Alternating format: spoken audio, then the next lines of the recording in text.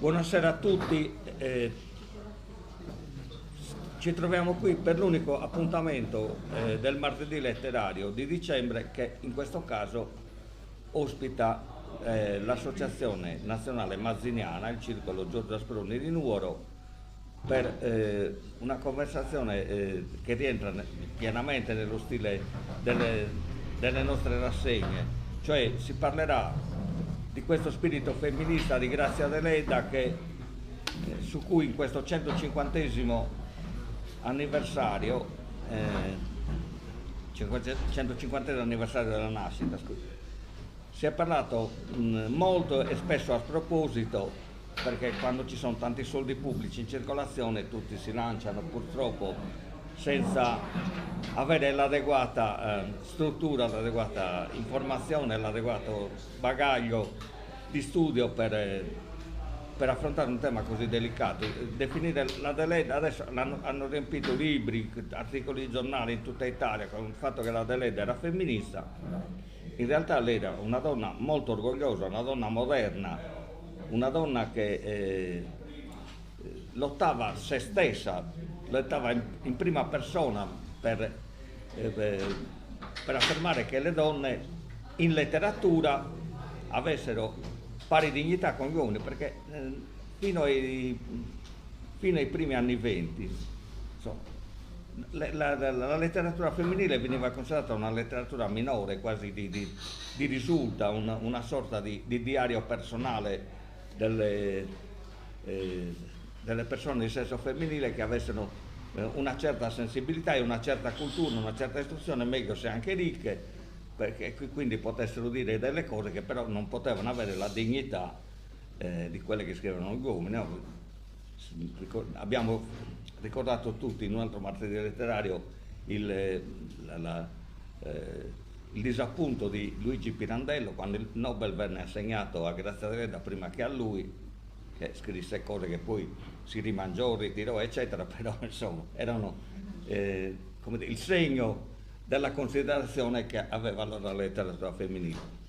In realtà invece chi aveva uno spirito femminista, cioè chi lottava per, diciamo, chi faceva la lotta di classe, si direbbe, mutuando un termine del marxismo, per le donne era Andrea Pirodda, che scriveva regolarmente su una rivista diretta da Maria Manca, che si chiamava Donna Sarda, che portava proprio avanti i temi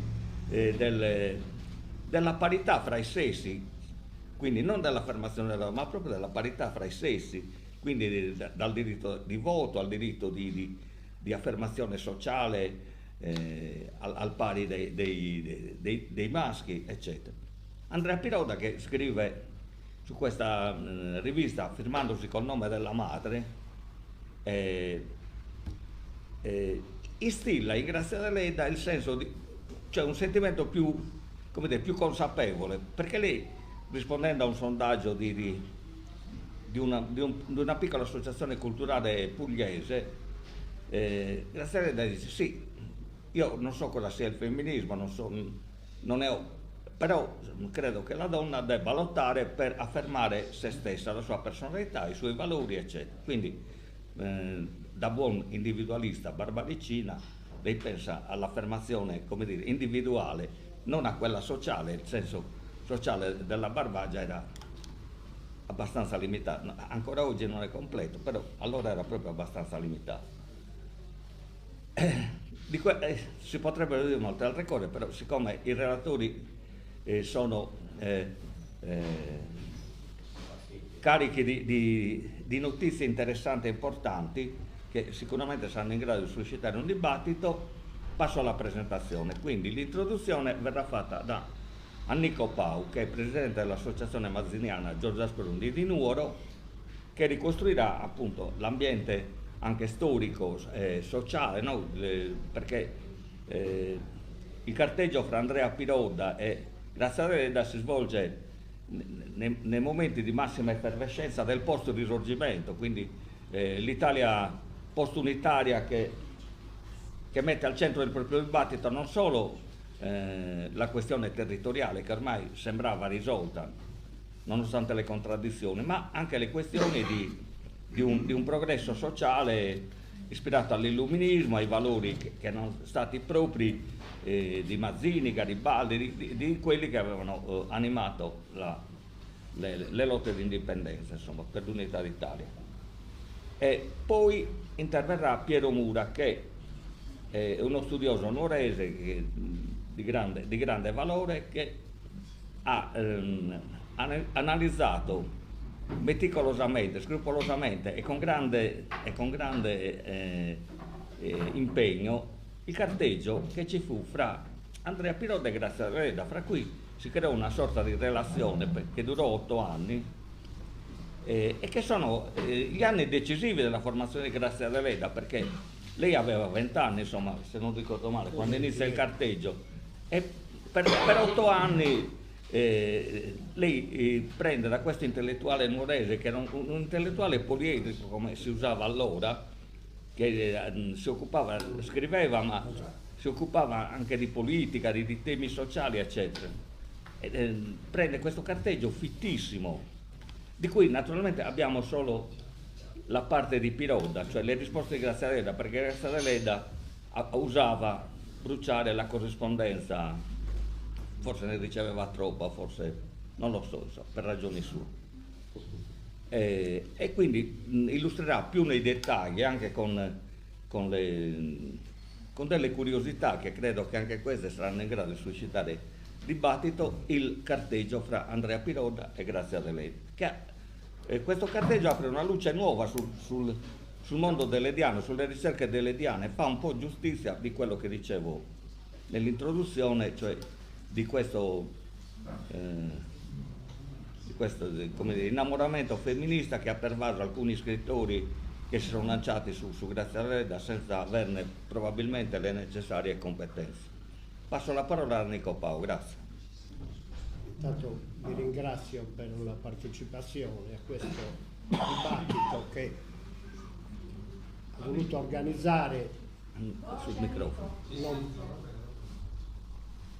Che ha voluto organizzare l'associazione mazziniana, la sezione di Nuoro, su un argomento che riteniamo molto interessante, perché questo carteggio tra Grazia Deledda, poi professor Mura entrerà nei particolari, perché molti di voi diranno ma chi è questo Piroda? Poi ne parleremo, perché si capisce che è propedeutico alla discussione. Allora, questo maestro di Agius, Andrea Piroda, si iscrisse dopo le scuole medie di quel periodo, si iscrisse alla scuola normale di Nuoro, poi diventò insegnante elementare, quindi per questo da Agius arrivò a Nuoro, poi nei particolari sarà Piero a spiegarvi ancora di chi era questo personaggio così importante. Allora, questo carteggio che Piero ha studiato si compone di circa 190 pezzi, sono tra lettere, biglietti e altre bigliettini, appunti che Grazia Deledda vergava. E quindi parte questo carteggio dal 1891, quindi aveva 20 anni Grazia Deledda, anche se ne dichiarava 17 comunque. Poi anche su questo Piero vi spiegherà, non è casuale che lei diminuisse gli anni, non era solo un vezzo femminile, aveva qualcosa di più profondo. Non guardate Grazia Deledda come una sprovveduta della provincia profonda italiana, era una abbastanza solida nelle idee, tenace, come tutte le nuoresi e le barbaricine. Prima Angelo vi ha riferito che non si trova il carteggio di Andrea Piroda, perché lei a fine anno, quelli tutti gli anni, bruciava, strappava le lettere, non le conservava, probabilmente per non farle leggere ai fratelli, questa è la ragione, non la conosco. Questo epistolario perché è importante? Ce ne sono tanti altri, ricorderete sicuramente quello con De Gubernatis, con De Nava, e poi con Costa, con Falchi, ci sono una serie di epistolari. E questo è importante perché copre un periodo della vita di Grazia Deledda in cui si stava formando, aveva 21 anni, quindi dai 20 ai 29 anni, quindi è un periodo di formazione. Si vede che lei è ancora rude, che ancora, infatti qualche volta si meraviglia che alcune cose vengano pubblicate, dice, si rende conto che la sua formazione non è ancora completa. Poi tra l'altro, se ci pensate, lei soggiaceva da una parte lei voleva volare, voleva uscire da questo ambiente, però era costretta nell'ambiente nuorese di fine 800, voi capite, una serie di pregiudizi. Lei poi nelle lettere parla da questo microcosmo che è Nuoro, ma ancora dal piccolo microcosmo che è Sant'Upredo, quindi ancora di più. Ci sono tutti i particolari dei vicini. Talvolta lei spiega perché vuole scappare da Nuoro. Nuoro, dice, è un paese brutto, pieno di gente pettegola, e lo posso capire perché le fardette a Nuoro parlavano molto. Infatti lei dice le buone donne pie, le chiama così in senso ironico. Ancora da questa periferia è una cosa stranissima, riesce a comunicare con l'intero mondo, almeno quello non solo italiano ma europeo. Lei riesce a scrive in maniera forsennata editori, scrittori, conosce mezzo mondo, e voi capite che da Nuoro estendere questo, qui ci voleva tenacia, ci voleva abilità. In questo carteggio è importantissimo anche per questo, perché sono i fatti familiari, i tracolli economici e soprattutto questo amore con Andrea Pirotta, che prima è iniziato un po' così senza grossi impegni, poi diventa bello, corposo. Alla fine lei conosce addirittura come i passi, quando passa in via Giaconza, come si chiamava prima, in via Grazia Deledda dopo, lei conosce i passi quando passa Andrea, quindi immaginate quale, perché non è che si vedessero tutti i giorni. In particolare lei soffre perché a casa sua vogliono uno come si usava prima, no? Fizzente legabale, quindi proprietario, insomma, vabbè, il babbo era un poeta estemporaneo, un mezzo intellettuale, leggeva l'Italia cattolica, quindi, però lei diceva o ti laurei o qui, se no a casa non c'è possibilità. E quindi vedete, con dolore parla, ad esempio, un particolare che si apprende, che è poco conosciuto.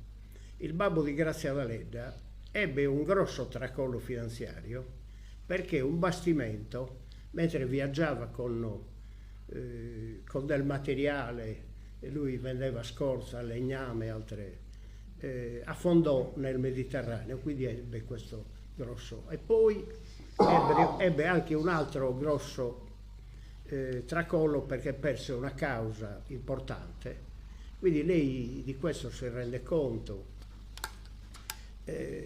Poi sono descritte, ecco, anche quello, man mano che lei scrive, nelle lettere riporta questo, anzi le lettere servono a Grazia Deledda come palestra per addestrarsi alla scrittura. Ci sono lettere che sono di 12 facciate, quindi belle, fitte, sì, ma a lei serve come allenamento. Poi alcuni di questi argomenti riportati nelle lettere ve lo approfondirà Piero, poi vengono riportati nei libri che lei scrive, nei romanzi, nelle novelle. Ma non vorrei ulteriormente tediarvi, perché Piero, proprio di questo vorrei fare una, come abbiamo stabilito, una interlocuzione tra me e Piero. Io farò delle domande, naturalmente anche il pubblico può intervenire quando ritiene, per approfondire alcuni argomenti che vedremo man mano che andiamo avanti. Intanto do la parola a Piero Mura, uno studioso nuorese, laureato in letteratura italiana moderna e contemporanea, ha pubblicato dei saggi, articoli su vari autori, Daleda, Dessia, Seni, Satta, Calvino, Salvatore Satta. Poi precisarlo, perché sai, sono due. io anche l'altro giorno sui giornali ho riletto questo che parlava di Sebastiano Satta e ci mette Salvatore, vabbè, avrà cambiato cognome, è possibile, tutto è possibile. Piero si occupa è redattore della rivista letteraria Portales e ha collaborato con le maggiori case editrici, un particolare, perché questo è importante, che questo epistolario, in gran parte inedito, verrà pubblicato da una società editrice nuorese maestrale, quindi si può dire prossimo anno. Quindi già viviamo un saggio di quello che avverrà, questo avverrà il prossimo anno.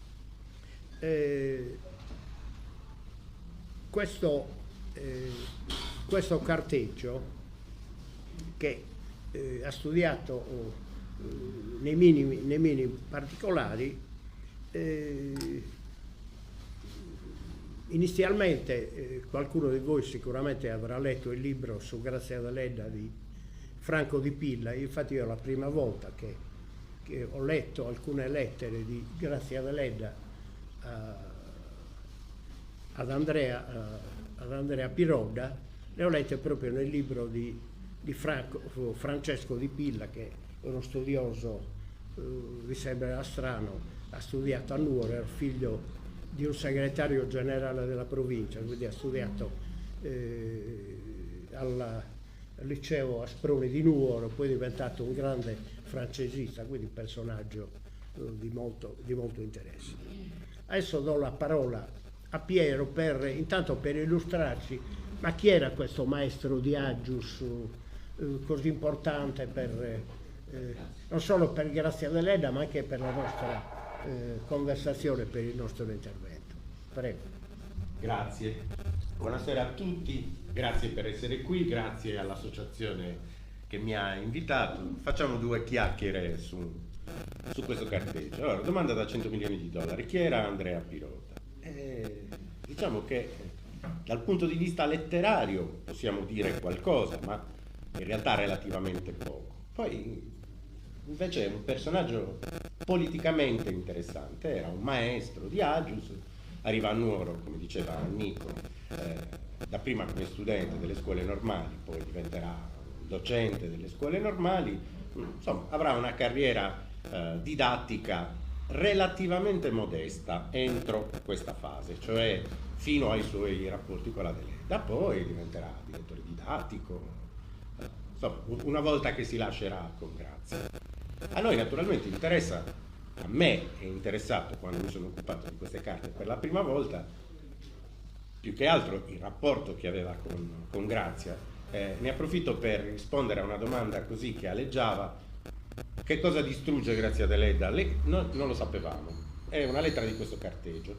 Scrive a Pirodda: ricordami un po' quelle cose che mi hai fatto sapere, perché a parte le tue lettere, dice lei, ma in realtà comprese le sue lettere, ricorderai che io la notte di Capodanno butto nel fuoco la corrispondenza che ho ricevuto, tranne le cose che voglio salvare, le buste delle lettere che intendo salvare e tutti i miei manoscritti che siano già stati pubblicati. Quindi ci dà un dato, che è la ragione per la quale noi non abbiamo le lettere ricevute da Grazia. Quindi già questa è la prima stranezza, diciamo, per i carteggi delle diane in generale. Noi normalmente siamo abituati ad avere degli epistolari, quindi l'autore famoso scrive delle lettere al suo corrispondente, più o meno famoso a seconda delle circostanze, e noi abbiamo, come dire, domanda e risposta, 0 e 1.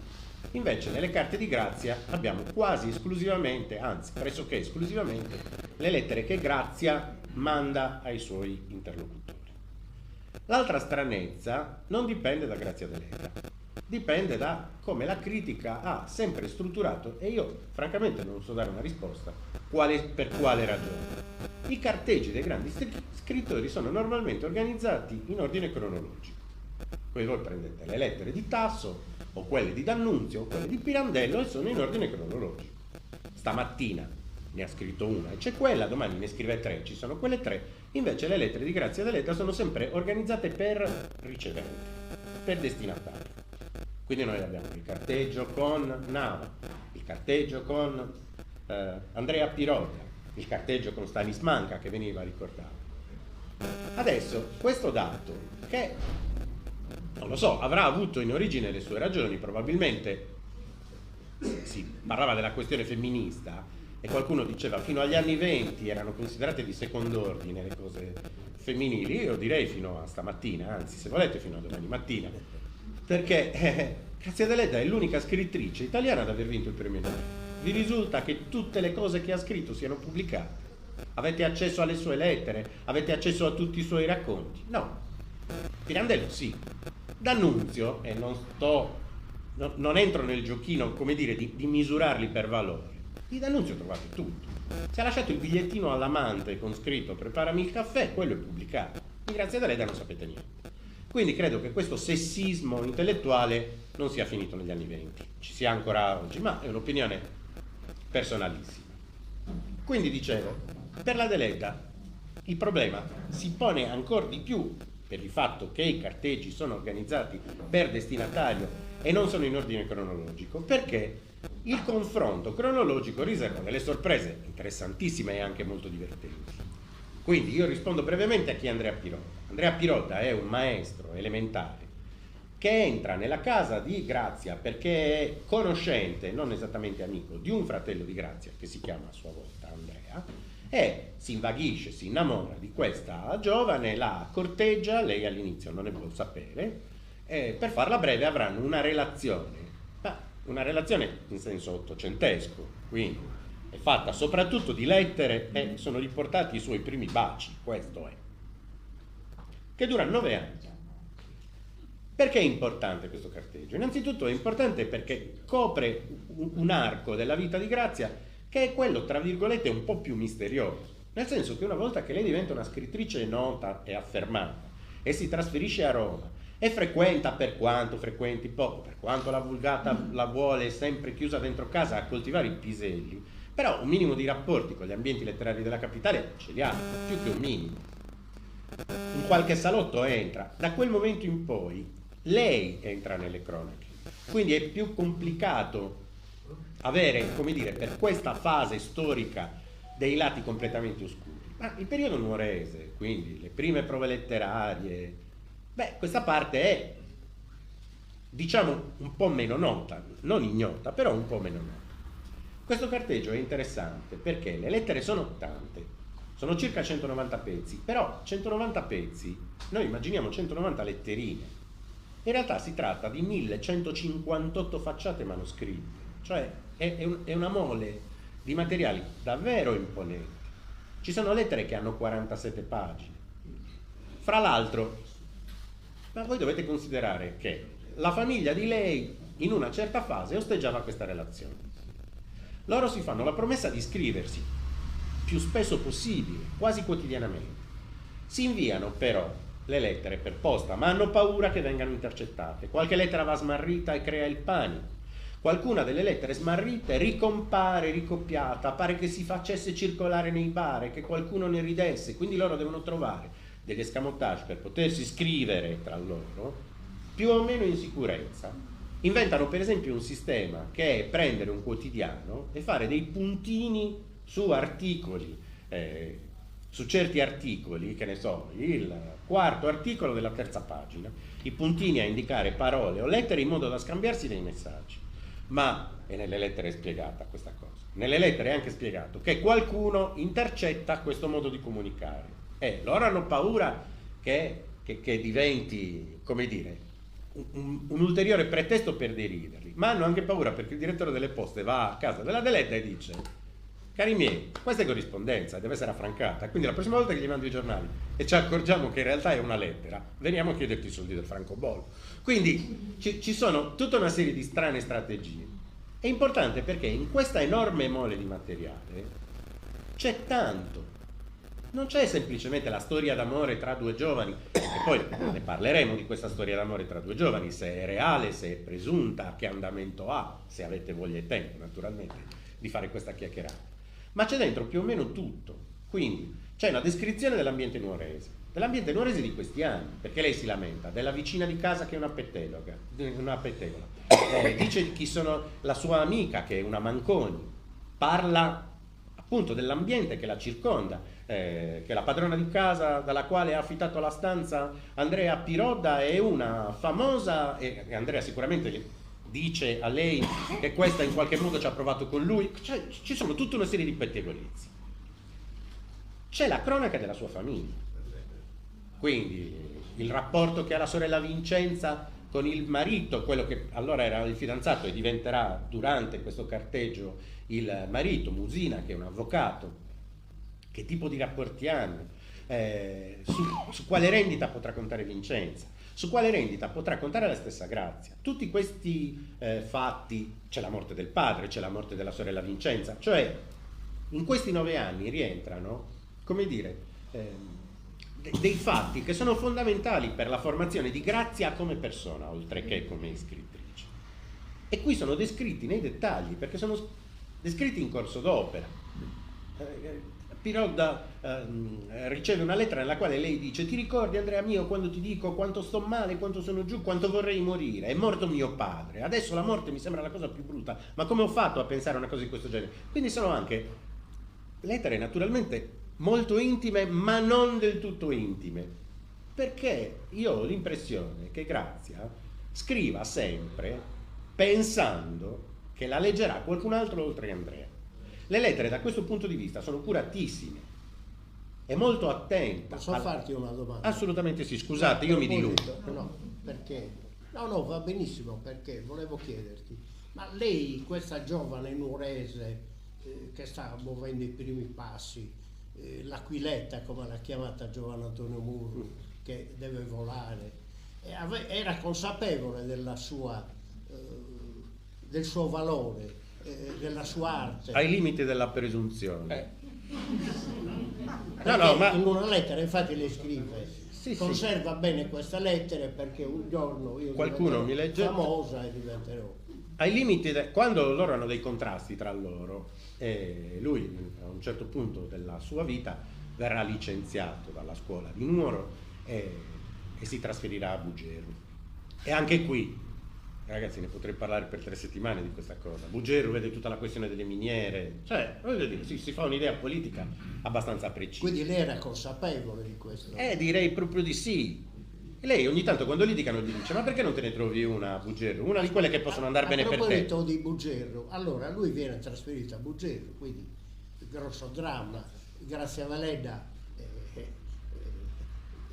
viene sottratto dalle sue mani, quindi allora a un certo punto lei già da quando era a Nuoro riceve una lettera, probabilmente Andrea Pirodda dice: guarda che cara Grazia, mi devo iscrivere alla massoneria. Sì, quindi vabbè, racconta questo particolare, perché poi con Bugeru avrà dei rapporti, cioè l'iscrizione alla massoneria, questo non riesce più a farsi trasferire a Nuoro e quindi da una parte prima dice: guai se ti iscrive, io ho letto Taxilli, quindi un rinnegato massone, poi è diventato cattolico, vabbè. Ha letto un libraccio probabilmente lei di questo francese, dà atto anche, dice, la massoneria ha avuto un grande interesse per l'unità d'Italia, per Continua a Pier, che io se no mi infermo. No. Allora chiudo dicendo che lui appunto viene trasferito a Bugerru e quando hanno qualche screzio lei gli dice: ma forse saremmo stati più felici tutti e due se ci fossimo separati.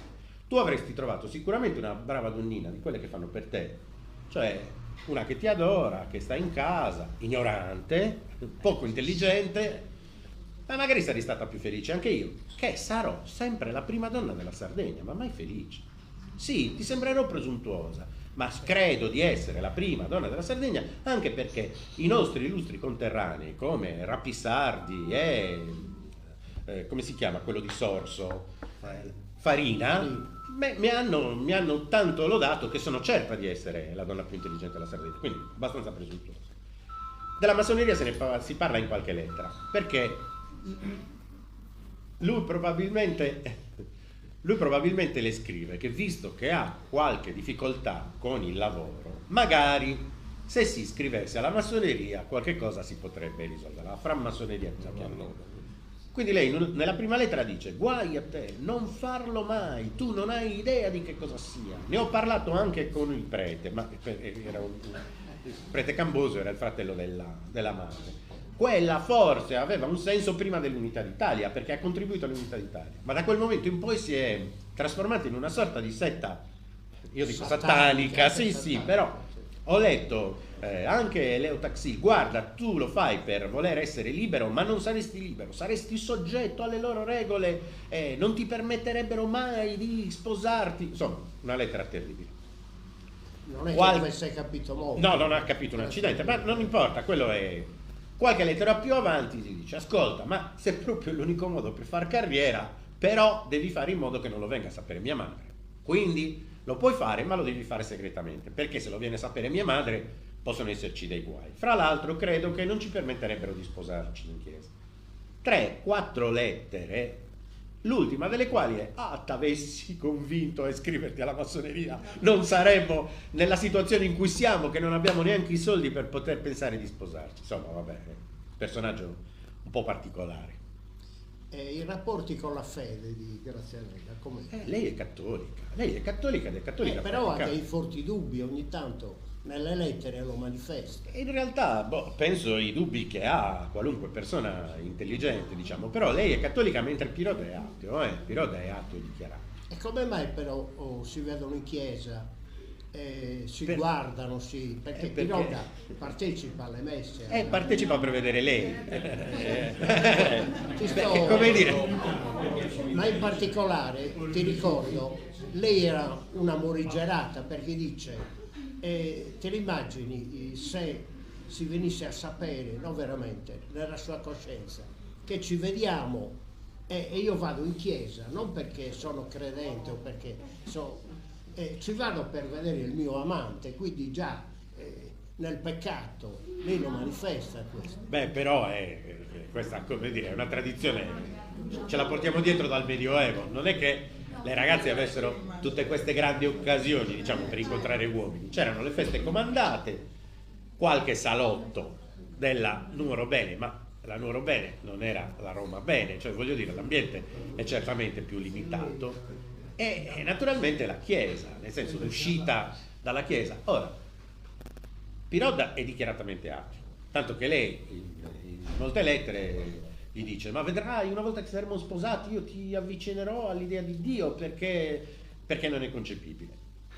Una certa dose di sessismo naturalmente c'è in entrambi, ma noi non possiamo ragionare in maniera anacronistica, nel senso che non possiamo mettere le categorie moderne dentro la testa di due della fine dell'Ottocento, perché Piroda, e ce lo stavamo dicendo, il femminista vero è Piroda e non Deledda, non è comunque esente da una certa visione della struttura della famiglia che oggi considereremo poco femminista. Ascolta Pier, lei seguiva le correnti letterarie di quel periodo, perché in alcune lettere dice: non è vero che io sono una virista, chi lo scrive sta scrivendo una cosa inesatta, oppure sono positivista, però ho dei forti dubbi. Allora, Voi illustrate. Il grande problema della critica è proprio questo: chi non accetta l'idea che Deledda molti chiedono: ma perché non è dentro le antologie? Perché Deledda a scuola non si fa? Allora, certo, una delle risposte, quella facile, è perché è una donna, perché è sarda. In realtà è difficile da inquadrare in categorie che siano predeterminate. Cioè, qui il discorso si fa un pochino più complicato, io non vorrei scendere troppo in tecnicismi, ma noi a scuola studiamo le correnti letterarie che non sono neppure le nostre, sono quelle francesi, perché non esiste in Italia una tradizione del romanzo. Il romanzo nasce nell'Ottocento con Manzoni, altrimenti la tradizione letteraria italiana è o il testo poetico o il racconto breve. Per cui utilizziamo delle categorie critiche, positivista, che sono in realtà quelle che sono state create, diciamo, per il romanzo francese. Gli scrittori italiani ci si adeguano più o meno, qualcuno l'abbiamo forzato dentro queste categorie a posteriori, qualcun altro, come gli autori moderni, scrive per essere già inquadrato dentro o una corrente letteraria o un genere, perché oggi ragioniamo per genere. Deledda è indipendente perché non ha una formazione organica in senso accademico, ma attenzione, questa cosa che per la critica ha sempre sottolineato, come dire, a danno della Deledda, io personalmente lo riconosco invece come un punto positivo. Cioè lei non ha avuto la formazione accademica in senso stretto, non è andata all'università, non l'hanno imbottita con la questione delle categorie letterarie, con le questioni di stile, e si è formata in maniera libera leggendo quello che le capitava sotto mano. Per cui è decisamente più si è ispirata maggiormente alla letteratura russa e a quella francese piuttosto che alle categorie nazionali. Per cui quando oggi continuiamo a compilare l'antologia per la scuola media superiore e abbiamo il positivismo, il decadentismo, il verismo, e Deledda in quale capitolo la infiliamo? Però lei ebbe un forte innamoramento del positivismo. Lei a Nuoro ricevette Orano, ricevette... Sì, ma lei li riceve come persone, però, Anni. Lei li riceve perché mandò il cranio all'Ombroso. Ma perché? Perché sono persone che sono famose, con le quali... E scrive in una lettera ad Andrea Pirotta: questo Orano è un giovane intelligente, ti potrebbe essere utile, ti consiglio di incontrarlo. Cioè, sempre le sue dinamiche sono... È la massaia nuorese, e non si butta via niente. C'è Orano, vediamo se ce ne possiamo servire in qualche modo. Il discorso però in realtà è un altro. Ti ricordi cosa dice nella lettera? Andrea Pirotta dice: hai incontrato il signor Campus, il signor Campus ti ha detto che io sono verista. No. E per favore chiedi al signor Campus in quale punto esatto dei miei scritti io gli sembro verista. Io non riesco a capire perché non se ne va a quel paese questa gente che parla di me. Io non sono verista, sono romantico sentimentale, scrive lei. Ma è una categoria così, cioè lei vuole essere libera e è libera di scrivere quello che le pare. Fra l'altro è l'ambiente, perché se no, l'ambiente nuorese, lui a un certo punto, ricordo in una lettera dice: non credere a nulla di ciò che ti dicono le nuoresi, bugiardone e petello, e non dare soddisfazione a nessuno, perché lui ogni tanto, come poteva succedere, partecipava, una cosa che si apprende dalle lettere, nella scuola normale di Nuoro, sì, già nell'Ottocento si organizzavano i balli, quindi sì, già c'era un ambiente. A Nuoro fu formato il primo circolo culturale, quindi Nuoro usciva già da quel buio profondo in cui era stata mandata dai Savoia, e quindi perché si lamenta di questo? E lei non può più stare a Nuoro, dice: qui sono circondata da queste pettegole, la Chiesa non sempre mi tratta bene, perché non c'è scritto nelle lettere, però è notorio che il prete dall'altare, intorno alla fine dell'Ottocento, parlò di questa, senza fare nomi, parlò di questa giovinetta di Nuoro che iniziava a scrivere, quindi cose anche per il periodo, perché cose censurabili, sì, e Ballero sfidò a duello, cioè lo prese a schiaffi esatto, sì, al prete, ma voglio dire, ce lo puoi descrivere questo ambiente, di questo microcosmo di San Pietro? Certo, lei si ispira alla letteratura francese, quindi il romanzo corrente è il feuilleton in senso più stretto, quindi grandi drammi d'amore, tradimenti, agnizioni, insomma tutti quei polpettoni ottocenteschi che probabilmente sulla bocca di una signorina per bene di fine Ottocento qualcuno a Nuoro probabilmente lo trovava eccessivo, però grandi danni in realtà non ha avuto. Certo, è un ambiente che le sta stretto, come le sta stretta la casa, cioè voglio dire, appunto nido e prigione contemporaneamente, in parte è protetta però è anche intrappolata. Ha il sogno di una città più grande, di una città nella quale finalmente potersi esprimere liberamente. Lei è conscia del fatto che ha necessità di occasioni letterarie. È Roma, che è la città per antonomasia, è quella che sognerà per tutta la vita, ma la stessa Cagliari sono città che in qualche misura le offrono occasioni letterarie di pubblicare, di farsi conoscere. Tutto da Nuoro deve essere fatto per corrispondenza, a distanza.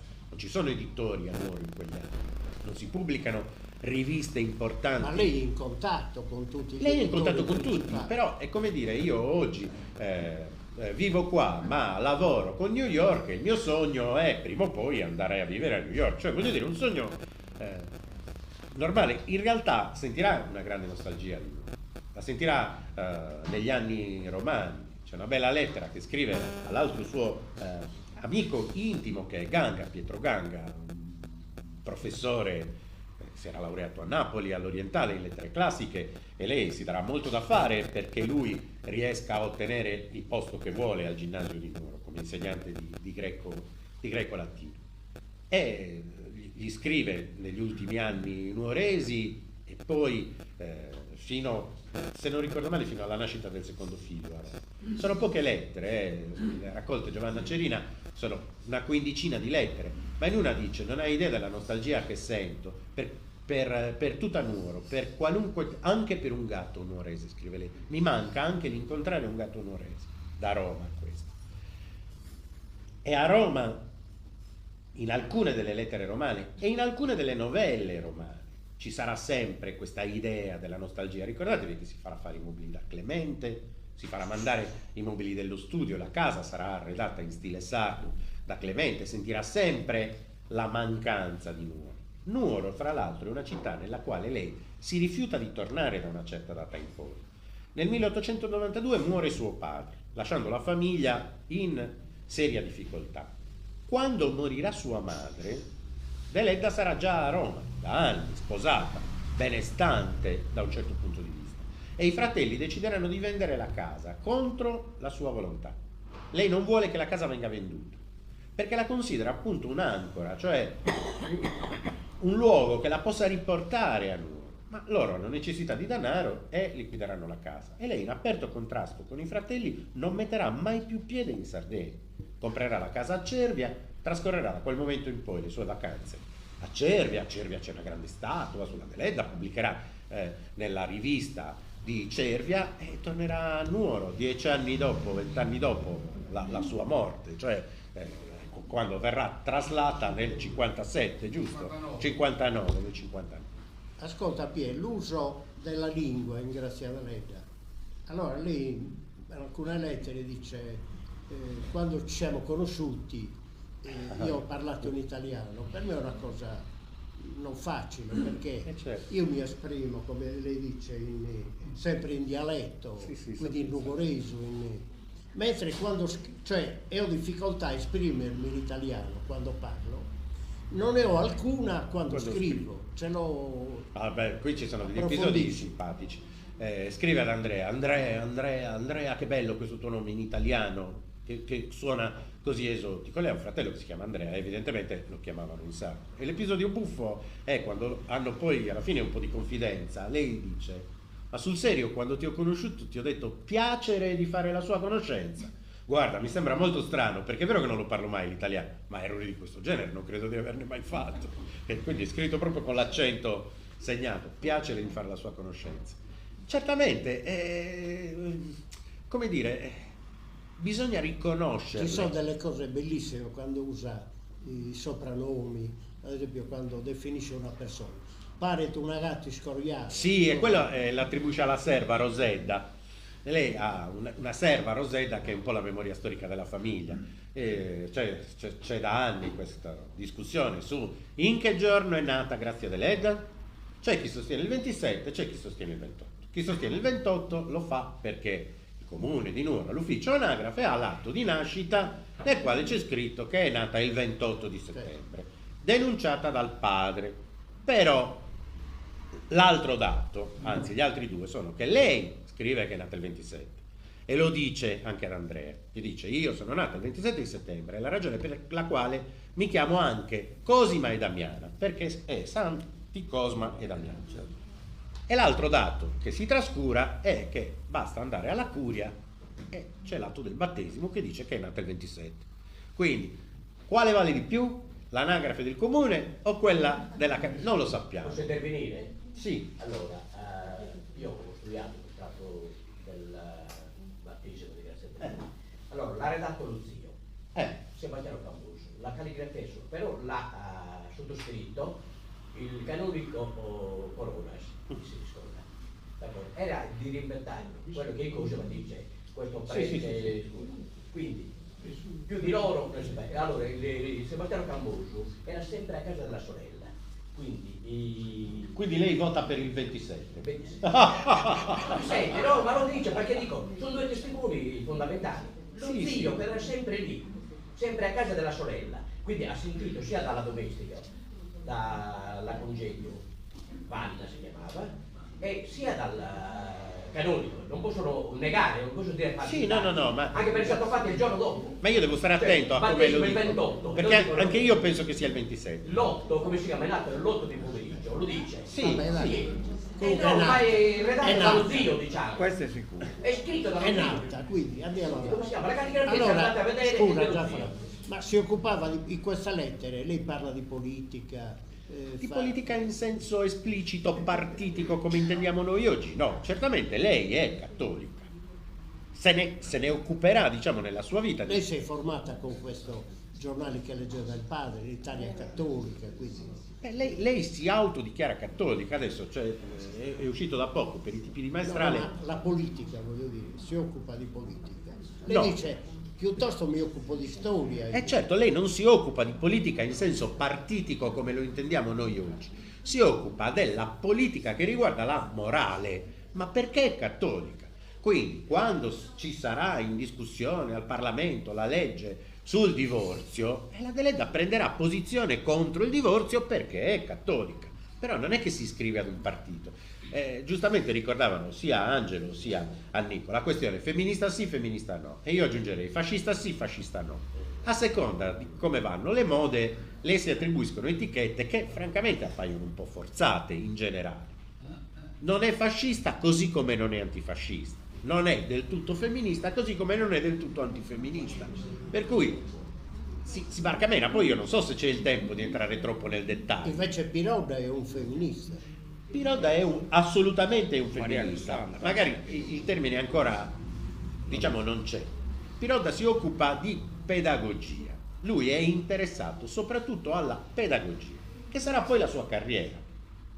La Deledda cercherà di forzargli la mano perché lui si laurei, ma semplicemente perché così lo può portare a casa con il titolo di professore. Poi fa quelle cose buffe che fa lei, gli dice ma scusa, durante l'estate prenditi almeno un diplomino in calligrafia, così quando facciamo le pubblicazioni per il matrimonio si può scrivere professor Pirodda, ma vuoi che la gente stia lì a guardare professore di cosa? Cioè almeno di calligrafia. Lui riuscirà alla fine a fare, diciamo, questa carriera, ma è un teorico della pedagogia Pirodda, pubblicherà dei saggi anche importanti.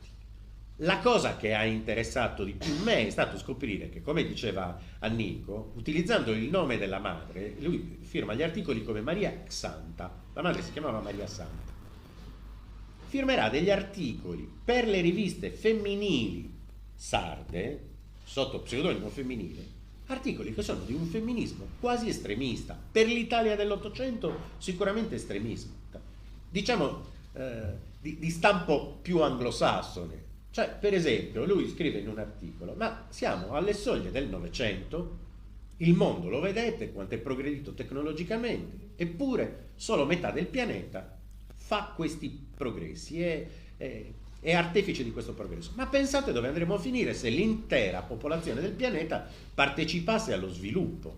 Quindi, ma finché si continuerà a tenere le donne sotto tutela, prima del padre, poi del marito, questo sviluppo non sarà possibile. Le educhiamo, dice lui, in maniera sbagliata. Il mondo viene loro fatto vedere attraverso una lente che fa passare per pudore l'ignoranza anche del proprio corpo. Cioè, in un altro articolo scrive: è inutile che pensiamo all'emancipazione femminile pensando alle classi agiate e borghesi. Quelle donne, se vogliono, si emancipano da sole. L'emancipazione femminile deve partire dalle classi operaie e non esiste emancipazione senza cultura. Dobbiamo rendere obbligatoria la scolarizzazione delle bambine. 1895? Te lo ricordi cosa scrive quando arriva Bugerru e trova l'armamentario del maestro? Sì, la bacchette. È una cosa terrificante. E quindi a destra trova 3 verghe, 3 frutta. Poi trova un mestolo, sì, che veniva tutte usato, cose per far male, insomma. E poi c'erano la gradualità, certo, un mestolo lungo per tirare in testa. E poi ancora trova, se ti ricordi bene, c'era tutta la gradualità di pene, no? Certo, sì, sì. Un calcio nel sedere, se si macchiavano di inchiostro, prego. No, vabbè, adesso io, cioè, così, nel dettaglio... L'altro mondo, no? Che lui, e voi dite, e questi metodi poi sono scomparsi a fine 800, manco per sogno, perché poi la scuola si imbarbarì di nuovo sotto il periodo fascista. Io che Mimio e qualche altro che abbiamo frequentato ai noi la scuola nell'immediato dopoguerra, ricordo che avevamo ancora i maestri di vecchia scuola del ventennio, e quindi le penne erano ancora ben consistenti. Un'altra cosa volevo chiederti. Hanno chiesto la parola. Se... Domè, se tu non vieni qui, non si sente, Aspetta, però c'è la diretta a Facebook. domanda, poi prego, poi chiedere te la parola. Allora, si influenzarono tra di loro. Vabbè, Deledda e Piroda. Non abbiamo finito. Deledda influenza Piroda, sicuramente Deledda influenza Piroda. Al contrario, mi sembra un po'.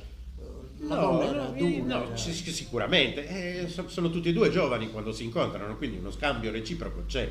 C'è una lettera molto simpatica nella quale lei dice: abbiamo stabilito di non parlare più di letteratura da quando tu mi hai detto che scrivo solo porcherie e io ti ho detto che tu non hai alcuna capacità critica. Da quel momento avevamo deciso di non parlare più di letteratura, perché stiamo continuando a parlare. Quindi certamente c'è, lei per esempio si propone di correggergli i testi che lui intende pubblicare, lei dice sfumare, io te li sfumo io questi testi, non ti preoccupare. Lo spinge a pubblicare, anche se lei in realtà ha una visione molto chiara. Lei è una donna molto pratica, cioè la letteratura per lei è il mestiere suo di lei deve diventare brava nella letteratura, il mestiere suo di lui è la teoria pedagogica. Quindi ogni volta che lui fonda un giornale nuovo, lei dice: sì, va bene, hai fondato un nuovo giornale letterario, vedremo quanto durerà. Non scrivere le cose che scrive l'Annunzio, ormai sono superate. Gli dice anche di non scrivere dei preti, che non ha capito niente lui, perché vuole parlare male dei preti. Certo. E lei gli dice: no, allora non hai capito niente, guarda che gli editori importanti non sono così propensi a crearsi nel Vaticano un nemico, quindi ti prego, le cose che dici dentro casa lasciale perdere, non le mettere nei tuoi scritti, devi mantenerti più vago. Però ancora lei si offre di correggergli i testi, lui ogni tanto, presumiamo, le scrivesse chiedendole delle citazioni. Anche questa è una notarella importante, perché lei dice: che citazioni vuoi che ti dia? Lo sai come faccio io? Quando sento una frase che mi piace, copio la frase, ma non scrivo mai né di chi è né da dove l'ho presa. E poi tanto prima o poi un'occasione per utilizzarla ce l'avrò. Appunto la massaia nuorese. Oggi ci sono avanzate un po' di patate, le teniamo da parte e alla prima buona occasione, ecco, mettiamo anche queste nel piatto. Però sì, l'influenza penso fosse reciproca, perché questa visione femminista di Piroda, attenzione, visione femminista fino a un certo punto. C'è una lettera nella quale lei dice: cosa vuol dire? Non mi è piaciuta per niente questa frase. Mia moglie non ci andrà con me e tantomeno senza di me. Prima di tutto ti ricordo, sono una scrittrice e per noi non valgono le regole che valgono per la società borghese, ma anche non fossi stata una scrittrice avrei preteso per me una certa libertà. Finché non ti manco di rispetto o faccio qualcosa di sbagliato, non ti permetto di dirmi come mi devo comportare, scrive lei. Quindi evidentemente anche lui femminista, vabbè, ma intanto si fa come dico io. Non a casa mia, insomma. No, femminista, ma intanto si fa come dico io. E in un'altra lettera lei gli scrive: vuoi sapere se sono femminista? Sposami domani e te lo faccio vedere io che cosa intendo per femminismo. Presumo la stessa cosa che intendi anche tu. Quindi, cosa volete che vi dica? È femminista? Non lo so. Certamente è una donna libera intellettualmente. A quella famosa intervista alla quale accennava Annico, lei dice: ci vorrebbero più competenze di quelle che ho io, bisognerebbe essere economisti, sociologi per rispondere alla domanda se il femminismo è bene o male. La cosa che vi posso dire io, che trovo bene, è giusto che la donna studi, lavori e cresca, e quello è. Cioè, non so se è una visione femminista, certamente pare una visione femminista al mondo della letteratura maschile e maschilista dell'Italia continentale in quegli anni, però c'è anche molto di nuorosità in questo. Quando Pirandello, anche qui, altra leggenda metropolitana, Pirandello scrive suo marito per attaccare la Deledda, vero, forse in parte, perché alla protagonista di suo marito Pirandello attribuisce opere che Pirandello sta scrivendo, quindi le riconosce uno status di scrittore che è almeno pari al suo d'autore esterno. Quindi io non so fino a che punto voglia essere, diciamo così, caustico. Certamente è un romanzo, diciamo, un po' particolare, ma ciò che stupisce Pirandello su questo strano meccanismo della famiglia Deledda, per cui Giustino Roncella, nato Boggiolo, il marito che non porta i pantaloni, quasi prendere il cognome della moglie perché sembra essere la moglie quella che porta i pantaloni in casa, in realtà è la famiglia pastorale tipicamente morese. I ruoli sono separati, uno di noi due è il gregge e l'altro deve vendere il formaggio. Il nostro gregge è la letteratura, quindi quello è il mio gregge, bisogna che l'altro venda il formaggio. E guardate, Madesani è così intelligente, e non l'avrei dato per scontato, è così intelligente da capire che forse vale la pena come dire, di mungere questo gregge e di vendere il formaggio. Lascia il posto al Ministero della Guerra, prende lezioni private di tedesco e di inglese, e forse anche di francese, questo non lo ricordo. Lei parlava il francese. Lei conosce il francese. Quantomeno il francese. Lei conosce il francese, la prima traduzione dell'Eugénie Grandet di Balzac, quella del 30 di Mondadori, la fa lei.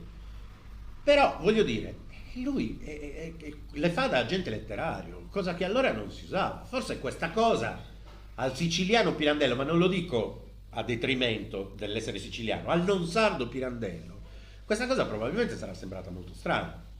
In realtà io non so fino a che punto sia antropologicamente così strana per noi.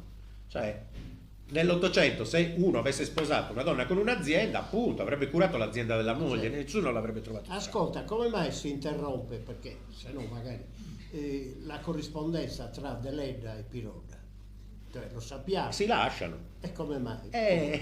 Allora, tutto il carteggio, cioè tutta la relazione, ha un andamento sinusoidale. Quando uno dei due si avvicina, l'altro un pochino si allontana e viceversa.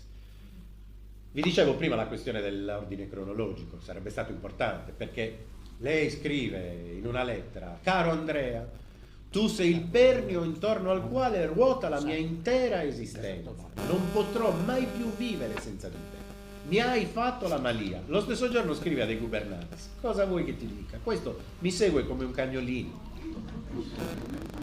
Ma io sono innamorata di quell'altro, cioè di Stanis Manca. All'inizio ho pensato chiodo scaccia chiodo, però insomma è interessante questa cosa. E lui sposa una sua alunna. E lui sposa una sua alunna che devono aspettare che lei compia 15 anni e lui ne ha 30, quindi insomma anche lì qualche cosa ce la possiamo dire sul femminismo di Andrea Piroda. No, vabbè, c'è un episodio molto simpatico, quando lui è a Bugerro e loro sono, diciamo, un pochino ai ferri corti, perché lui, che ha preteso il fidanzamento ufficiale che lei gli ha negato fino a quel punto, le chiede di raggiungerlo a Bugero.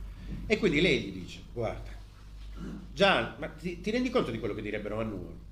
Grazie a lei da a Bugero, già mi sta stretta a Nuoro, vorrei andare a Roma, me ne vengo a Bugero. Anche la Nuova Sardegna ha scritto che non avete neanche l'acqua, quindi proprio figurati se vengo a Bugero. Non ci vengo a Bugero, quindi mettiti l'anima in pace, perché io a Bugero non verrò. Riceve sicuramente una lettera da Piroda che noi abbiamo perso, nella quale lettera Piroda le dice che non sta un granché bene, probabilmente il caldo, ma non lo so. E lei dice: guarda, caro mio, che con questo genere di stanchezza che dici di avere tu, il matrimonio può essere annullato sia dalla Chiesa sia dallo Stato, fatti curare. Quindi c'erano i precedenti, se ti ricordi. Sì, loro stavano un po'. Con il fidanzato della sorella di Nicolina, no, di Peppina. Ma Aimar. Il direttore, certo, il direttore della scuola normale di Nuoro, che prima si fidanza con Peppina, poi a un certo punto lo trasferiscono, mi sembra, a Torino. In Piemonte, lui è piemontese. E quindi iniziano gli scherzi, perché lui dice a un certo punto: soffro di cuore, quelli dicono: vieni a Nuoro per assolvere a quello che devi assolvere. Però a lui non basta la dote, ne vuole di più, cioè cose questo è un personaggio anche molto. Se molto posso rubarvi squalidi. 3 minuti su chi è questo Aimar, perché è un personaggio Aimar si chiamava. diabolico e interessantissimo. Allora, lei lo descrive come un maiale, con l'aspetto di un maiale, dice: è pingue, è grasso, ha questi occhi piccoli e chiari, sembra proprio un porco. Quindi ne parla malissimo.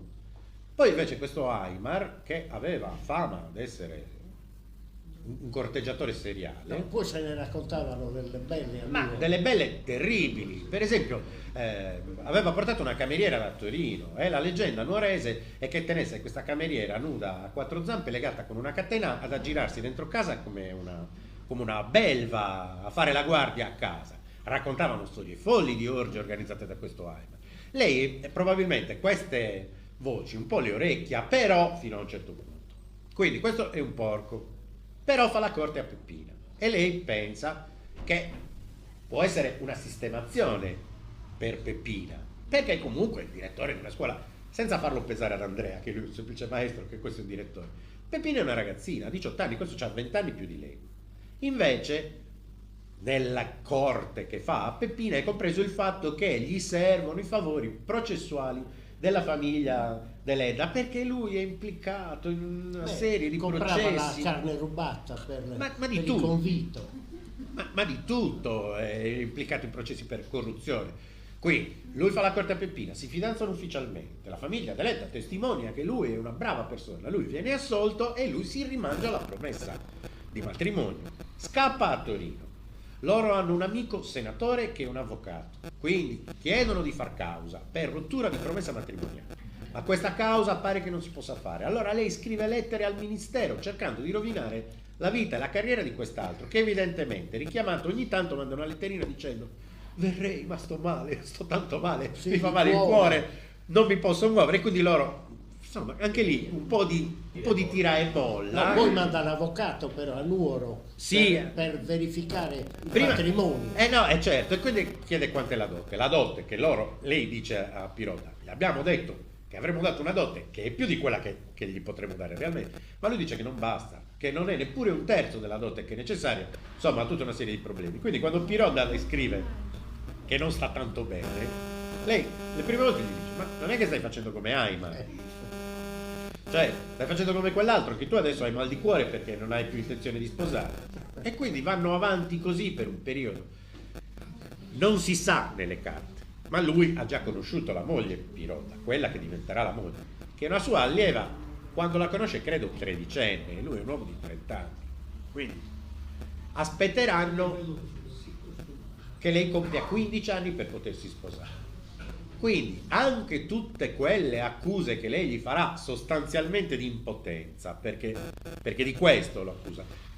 Ho dimenticato di dire che loro fanno una specie di patto che pretende lei, cioè che non avrebbero consumato il matrimonio mai, sostanzialmente. Perché lei dice: ma ascolta, tutta questa cosa del sesso è un po' sopravvalutata. Poi ti prende lo sconforto, il senso di colpa, dopo io devo scrivere, non ho tempo per queste cose. Facciamo così, stabiliamo che non si consuma e basta. E quello, poveraccio, nella fase in cui è innamorato, dice vabbè, se ci tieni, sottoscriviamo questo patto. Quindi quando quello scrive, guarda, non mi sento tanto bene, sono un po' giù, lei dice, allora, hai firmato quel patto imbrogliandomi? Perché sembrava una rinuncia, invece è proprio che non puoi. Noi non ce le abbiamo le lettere di rimando. Ma quello sicuramente scrive, non è che non posso, è che non mi sento bene. E allora fatti curare, perché quel genere di malessere fa annullare il matrimonio sia dallo Stato sia dalla Chiesa. Insomma, vabbè. Certe carte sono molto simpatiche. Se c'ho domande. Vabbè. Domenico. Beh, sei il primo, Domenico. No, veda in onda. No, ma non si sente nella trasmissione. Ah, nella registrazione. E non si sente nella registrazione. Se può parlare Vieni qua. vicino al microfono. Vabbè, dai. No, si trattava di questo, avete fatto cenno poco fa a Stanis Manca. Sì. A noi è capitato di fare delle ricerche con altri amici a proposito della biografia di Grazia D'Avetta, no? E nel suo inizio letterario e nel suo sviluppo come età giovanile e dei suoi tormenti, dei suoi innamoramenti, c'era capitato di accertare che lei era fortemente innamorata di Stanis Manca. Sì, certo. Non c'è nulla di strano, no, avevo incuriosito questo, che purtroppo Stanis, a quanto pare, in una conversazione con amici o addirittura con una lettera che ha scritto non so bene come o a chi, si è pronunciato in tono veramente dispregiativo. L'ha trattata da nana, ma è non cosa che veramente deve aver avvilito terribilmente grazie alla lettera. Ma non fino al punto di farle passare questo innamoramento, che le durerà sostanzialmente per tutta la vita. Era comunque lei un fuoco vivo sempre in quanto... Sì, lei gli scrive, allora solo perché sono una nana non ho diritto d'amare. Quindi è proprio la risposta. Sul fatto che lui, Stanis Manca, praticamente si era pronunciato in questo modo dispregiativo. Quando lei si lascia con Andrea Piroda e si trasferisce a Cagliari per pochi mesi a casa di Maria Manca, dove conoscerà Palmiro Madesani, scrive le lettere all'amico Pietro Ganga, all'amico nuorese, e gli dice per esempio, non puoi immaginare, oggi sono diventata un po' frivola, sto andando a teatro tutte le sere, porto una scollatura ampia con sul petto un mazzetto di rose e tè, ho messo la veletta, cioè quindi si è tolta su un muccadore perché dichiara di portarlo regolarmente, e dice, ho conosciuto un giovane intendente di finanza, Madesani, adesso non ricordo se scrive 3.000 lire di stipendio annuale e ricco di suo, tra parentesi, tu sai che io amo un'altra persona, ma devo pensare a sistemare me e le mie sorelle. Ora, quell'amo un'altra persona, visto che si è lasciata 11 giorni prima con Pirodda, uno potrebbe pensare che sia Pirodda, ma nella lettera lei scrive, amo un'altra persona che è presente qui a Cagliari in teatro, sicuramente Stanis Manca, non Pirodda. Un innamoramento certo non corrisposto. Certo. No, non corrisposto, non corrisposto, però lui per esempio ha conservato tutte le sue lettere. Lui morirà poi a Milano a casa di un fratello, il quale fratello dona, allora le carte che la Deledda manda a Stanis Manca sono diciamo divise in due blocchi non cronologici. Una parte ce le ha la biblioteca del Burcardo di Roma, del Teatro Burcardo di Roma, e sono state donate direttamente a loro. Un'altra parte l'ha intercettata il Ministero ad un'asta pubblica, stavano per essere vendute, il Ministero le ha comprate e le ha destinate alla Biblioteca Universitaria di Capri. Quindi per poterle vedere sono state pubblicate, le ha pubblicate Anna Folli per Feltrinelli qualche anno fa, con qualche errore di trascrizione, mancano delle lettere, sono saltate le pagine, le numerazioni non sono corrette, non sono nell'ordine corretto, e prende anche, a mio parere, insomma, qualche piccola cantonata interpretativa, ma è un'opinione personalissima, quindi. Però l'intero carteggio, diciamo, si può ricostruire con questi due file, e loro hanno uno scambio che è comunque molto intenso, cioè noi conosciamo solo la parte delle Diane.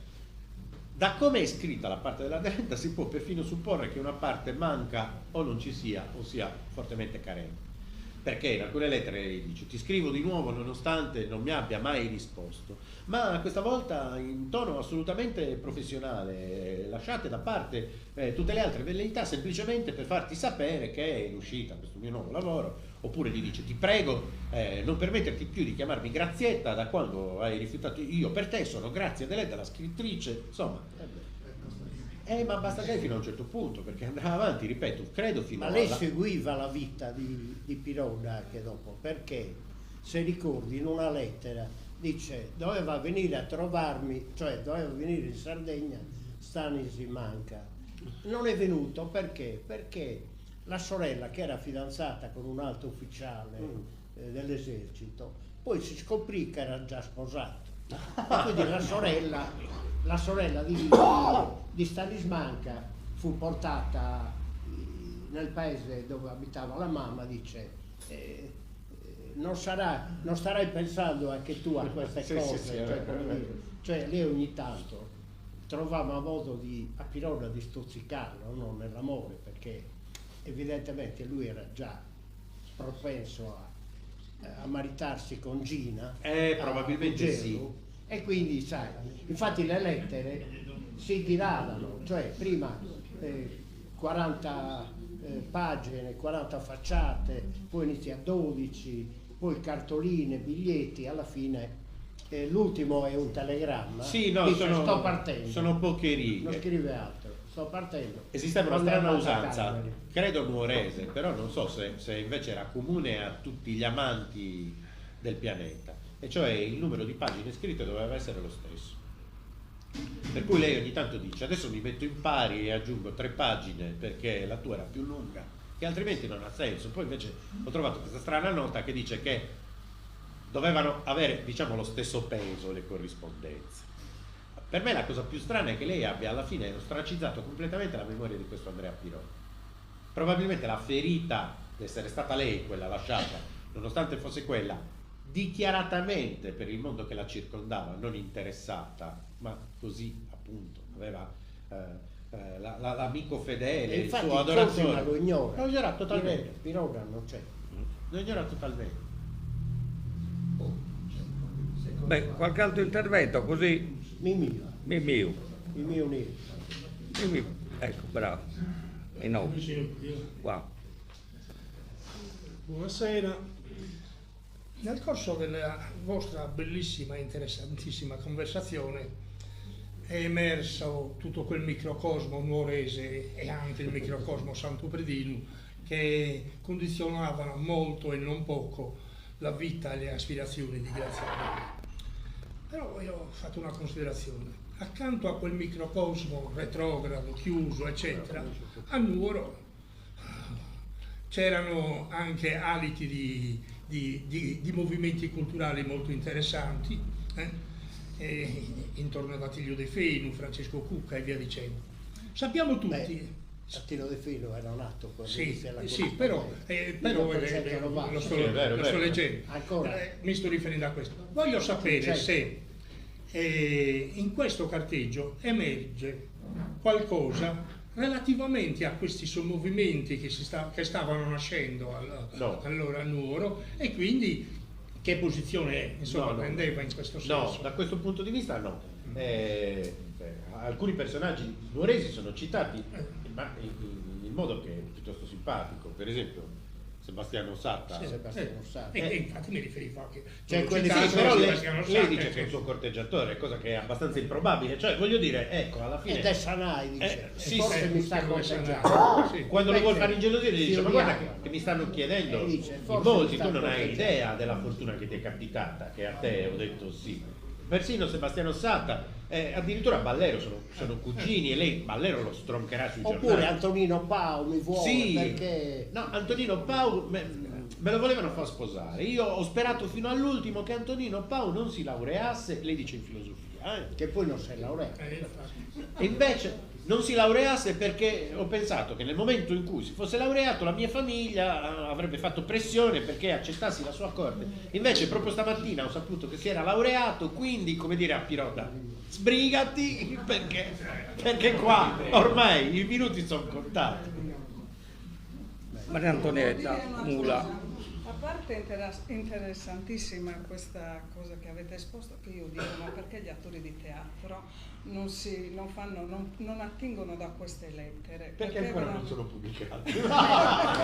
E c'è gennaio. Ma secondo me c'è tanto di quel materiale, Sì, e anche per coinvolgere i ragazzi perché altre volte, qui ne abbiamo parlato di Grazia Deledda, emerge sempre il problema che i ragazzi delle scuole, i ragazzi di oggi, Grazia Deledda, la vedono, eccetera. Ma secondo me, andando ad attingere da queste, fa la differenza. Per attirare i molto giovani. purgato però, perché Certo. ci sono tirate Ci sono.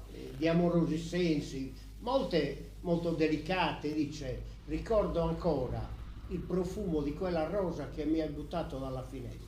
Quindi è una cosa, immaginate. Quelle possono andare bene per No. certe fasce di età, per altre fasce di età possono andare bene anche altre cose. Non è... Dubito che ci sia qualcosa che scandalizzi un ragazzo moderno. Ah, ok. No, perché lo Qualunque cosa sia, almeno non in questo. Ascolta, però io volevo dire questo, è sbagliato, mentre riflettevo, mentre vi ascoltavo, cioè pensare questo, che Grazia Deledda, lei aveva chiaro qual era il suo obiettivo, diventare grande, essere scrittrice, e che tutti questi amori che lei ha ricercato erano la sua palestra, che non lo so. Io non so quanto fossero reali questi Esatto. amori, Allora, la maggior parte ritengo siano presunti, poi per quanto ne so io le relazioni Certo. si possono contare sulle dita di una mano, e ripeto, stiamo comunque parlando di una ragazza di fine 800. Piroda le dichiara essere il primo che bacia, e lo bacia e basta. Adesso non so se posso essere Beh, anche esplicito. Fortunio, se ti ricordi. Sì, Cimino, amico Cimino. Lei è questo Massai, l'hai bacio. detto. sì. È decisa, lei aveva chiaro l'obiettivo. Lei lo scrive proprio. Quindi, allora è allora Lei la dice: io ho confermo, 20 anni, entro 30 dire- voglio aver costruito da me sola una letteratura tutta Basta, sacra. sì, Punto. cioè una cosa così. Cioè, lei ha le idee È chiarissime. consapevole, Io non cioè. posso sopportare quando viene descritta come una giovinetta semideficiente, analfabeta, alla quale piove sulla testa di punto in bianco un premio Nobel per la letteratura del quale non si rende conto. Grazia Deledda è una macchina da guerra. A voi può piacere o non piacere quello che scrive o come lo scrive. Io non vi dico neanche come la penso dal punto di vista letterario, ma lei è una macchina da guerra. Costruisce un sistema di valori, anche morali, anche letterari, che ha lei al centro. Ma nessun grande ce l'ha fatta.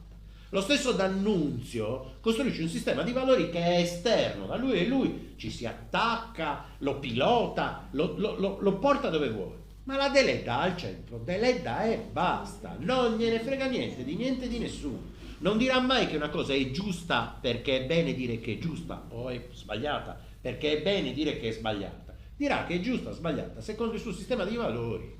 Punto. Questa costruzione, per quanto io ne sappia, ma io sono una persona molto ignorante, non ne so abbastanza, per quanto io ne sappia, lei l'ha costruita nella letteratura italiana. Quindi, ingenua, ma sarà, a me tutto sembra fuorché ingenua, ignorante, anche di questa cosa Assolutamente. ne possiamo parlare per 2 secondi. Cosa vuol dire ignorante? Vuol dire che non ha avuto una formazione universitaria organica in senso stretto. Non è del tutto vero, però ci sta. Allora, il sapere scolastico è quello il sapere, l'unico reale sapere? No, non è così. Lei si forma su letterature altre e si forma da sola, certo, con pochi strumenti critici inizialmente. Beh, ad esempio parla di quella biblioteca dove è piena di testi alemanni, no? Cioè, quindi lei legge la letteratura tedesca, Ma poi legge la letteratura in anticipo, quella russa, certo, la legge in francese, perché Tolstoi non è ancora tradotto in italiano. ci sono delle cose bellissime nella sua biblioteca. Innanzitutto sono conservati, e bisognerebbe guardarli, i vocabolari e le grammatiche che lei utilizzava. Ricordatevi che lei scrive in una lingua che non è la sua lingua madre. Lei è sardofona, l'italiano è una lingua appresa, quindi vince il premio Nobel in una letteratura che non è nella sua lingua madre. È già questo. Tutta questa stupidità probabilmente che le si vuole attribuire dimostra di non averla. Primo punto. Certo è una lingua semplice, nel senso, se io dovessi scrivere un romanzo in inglese, non è la mia lingua madre, probabilmente lo scriverei in un inglese che non è articolato e complesso come per un inglese di lingua madre inglese, ma quella che i critici a lei contemporanei considerano una diminuzione, in realtà è il suo grande pregio, perché se voi prendete il super osannato D'Annunzio e vi leggete il piacere, oggi è ridicolo, perché un romanzo ottocentesco come contenuti, come morale, come lingua, e oggi è illeggibile. Deledda con la sua lingua semplice, tanto bistrattata, lo leggete oggi il romanzo scritto alla fine dell'Ottocento. Vi piace, non vi piace quello che dice, è un altro discorso, ma la lingua è quella. Cioè lo si può leggere ancora oggi serenamente, come se fosse stato scritto ieri mattina, non come trama e come personaggi, ma come lingua sì. E Bice Mortara Garavelli questa cosa la sottolinea adesso, vabbè, senza far scuola, diciamo. Però questa cosa è assolutamente fondamentale. Questione formazione organica o non organica. Lei scrive a Ganga, quando si trasferisce a Roma, sto seguendo alla Sapienza le lezioni di Ferri. Cioè lei va alla Sapienza a seguire le lezioni. Non sappiamo se Ganga le scrive perché non ti dà gli esami, perché lei nella lettera successiva scrive: sì, non do gli esami perché io non voglio mica diventare un professore, io vado per informarmi per diventare una scrittrice migliore. Chi è questo Ferri? Ora, è un grande avvocato di grido, un grande professore universitario che ha una strana carriera. Si laurea a Bologna, se non ricordo male, con una tesi sulla inesistenza del libero arbitrio e va a specializzarsi in Francia. Quando torna ha 2 carriere brillantissime in parallelo, è una specie di Carlo Taormina dei suoi tempi, perché sarà l'avvocato di grido di tutti i processi più importanti dell'Italia di quegli anni. Quindi quello che finisce sulle pagine dei giornali. E all'Università La Sapienza di Roma, dove ha un'altra brillantissima carriera da professore universitario, terrà dei corsi che si fondano tutti su quello che era l'argomento della sua tesi di laurea fatta da ragazzino a Bologna, cioè l'inesistenza del libero arbitrio, lui da un punto di vista giuridico. Ma lei va a seguire le lezioni e scrive a Ganga: sto seguendo le lezioni di Ferri, sono illuminanti, forse dovremmo rivedere la questione di colpa, anche noi, forse i colpevoli non sono così colpevoli. Questi suoi strani personaggi, che sono di una modernità sconfinata, perché non hanno la dicotomia tipica ottocentesca, il bene è bene, il male è male, con un taglio netto, ma c'è una partecipazione, anche dell'autore c'è una partecipazione al malessere del personaggio. Il personaggio è più articolato e complesso e alla fine si pecca perché si pecca, vista in un'ottica deleddiana, ma si può espiare, c'è sempre la possibilità di redenzione. Possibile che non abbia niente a che vedere con queste lezioni di Ferri? Allora, è vero che era così ignorante? Io, scusate, ma non sono d'accordo. Però è un'opinione personalissima. Tonino, per favore. Che è complicato passare, forse facciamo prima la vicina del microfono. C'è il cavo. Facciamo la striscia a parafuoco.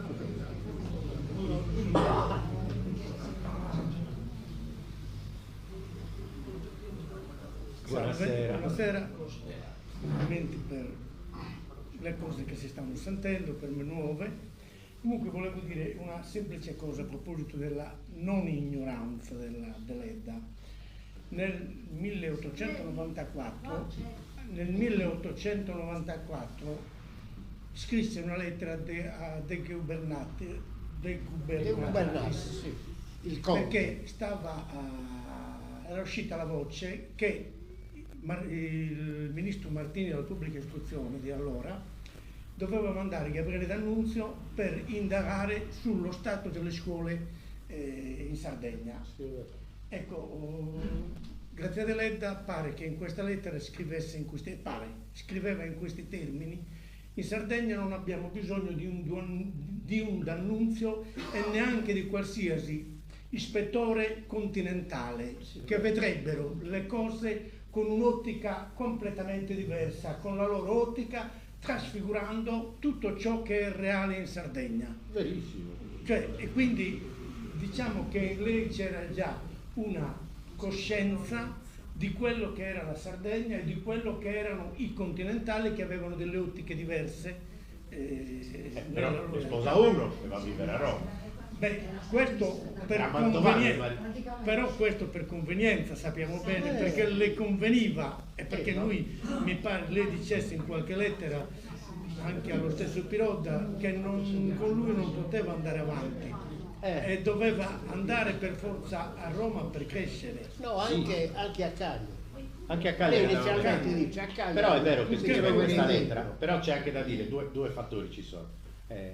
Sì, probabilmente la scrive con questa modalità che può sembrare molto sardista, ma in realtà lì non piaceva D'Annunzio, perché farà delle recensioni personalissime alle rappresentazioni d'Annunziane che però non rende pubbliche, le manda per lettera. Per esempio scrive a Ganga che è andata a vedere la rappresentazione al Teatro Margherita di Roma della Francesca da Rimini e lei dice una serie di sciocchezze che veramente, francamente, non si potevano sentire, ma prima o poi anche il pubblico, anzi il pubblico è stato anche piuttosto educato, perché non ha dato granché in escandescenze, ma invece c'era veramente da sottolineare tutti i passaggi. A lei D'Annunzio non piace, in generale non Aveva avuto un innamoramento giovanile, sembrerebbe. No, hanno condiviso il traduttore. Era un po' difficile non innamorarsi di D'Annunzio in no, quegli anni. Insomma. Non lo so, la verità vera è che non lo so. Sui 18 anni sembrerebbe che abbia avuto degli innamoramenti giovanili Ma non che c'è sono scritto passati da molto nessuna velocemente. Questo lo ignoro. La cosa importante è che hanno avuto lo stesso traduttore francese. Georges Herel, il traduttore di D'Annunzio, è stato anche quello che ha voluto tradurre la Delette e ha tradotto la Delette in francese, e grazie a Georges Herel, e anche le questioni dei rapporti con la letteratura russa. Adesso, se non ricordo male, non dico la data perché non me la ricordo, vi direi il 14, ma probabilmente no, sicuramente prima, forse il 4 del 1904. Comunque si pubblica una specie di piccola antologia di scrittori italiani in Russia, e in realtà sono soltanto 4, sono la Deletta, Serao, se non ricordo male, D'Annunzio e un quarto che non ricordo più. Gorky li recensisce sul quotidiano russo dicendo dei 4 l'unica interessante è la Deletta, tanto che pretenderà la prefazione della Deletta alla prima edizione italiana del suo romanzo. E anche lì questo va bene, facciamo i convegni multimiliardari e va benissimo, è una cosa super bella, ma magari se mettessero 2 soldi per la ricerca anche quello sarebbe interessante, perché la cosa che mi chiedo io è questa: ma se Gorky dice che lei ha scritto la cosa più interessante, se Gorky le chiede di scrivere la prefazione a un suo romanzo, ma è possibile che tra i due non si siano scambiati qualche letterina, lei che scriveva a chiunque? Il fatto è che poi nel 17 c'è la rivoluzione d'ottobre, le frontiere della Russia vengono chiuse, tutto quello che c'era è blindato lì da qualche parte. Ma stampiamo tutti i francobolli che volete, facciamo tutte le cene che volete, però diciamo che su 100, 80 li mettiamo per la parte pubblicitaria e 20 per studiare, però. Perché dobbiamo studiare, altrimenti continuiamo a raccontarci le stesse sciocchezze che ci hanno portato dietro per 70 anni e non troviamo niente di nuovo. Piccolo sfogo personale.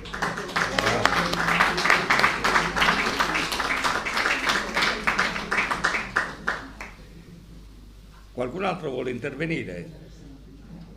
Forse sono un po' stanchi, sono già le 8:15, io sono un po' lavoro.